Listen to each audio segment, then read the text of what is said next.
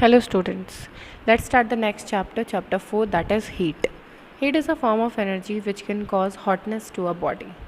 It can only be transformed to other form of energy. It cannot be created nor be destroyed. That is, we could not create energy, or that is, we could not create heat. It is a form which can only be transformed. When a body possesses or gains heat energy, it tends to become hot. So suppose if a body is hot, it means it has gained energy. For example, water become hot when kept on a gas stove burner. So at that time also the water is gaining the energy. Here gas stove is the source of heat and water is gaining this heat energy. But if a body loses heat, it becomes cold. On gaining the object becomes hot, on losing heat object becomes cold. Heat gets transferred from hot object to cold object. These are the pictures of cold object, hot object and transfer of heat. Now since we have known till now that heat can be transferred, so if it can be transformed, then how does it get transformed to other form of energy? So here are some of the examples.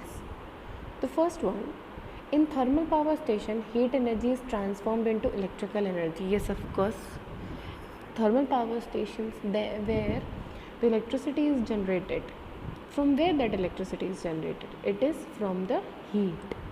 Then next is in nuclear power plant, nuclear energy get transferred into heat energy. Where that nuclear power gone? It is converted into heat energy, and then that heat energy is again converted into electrical energy. The next, on rubbing palm against each other, palms become hot. Here mechanical energy is converted into heat energy. What actually we did? We just started to rub our hands. What happens at that time?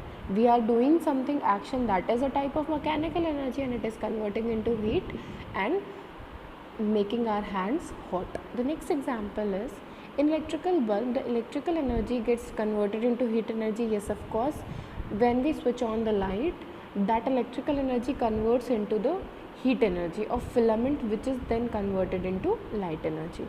The next one is during working of heater or geyser, electrical energy get transformed into heat energy, and this is the basic use in winters when the climate is very cold. The next is in steam engine, heat energy is transformed into mechanical energy so that the train should run. Now next is temperature. The degree of hotness of a body is called its temperature. Till now we came across what is heat energy. So now the degree of hotness, that how much a body is hot, it is known as its temperature. When a object is heated, becomes hot, along with its object will also expand. So upon heating, an object always expand. Cooling of objects results in contraction.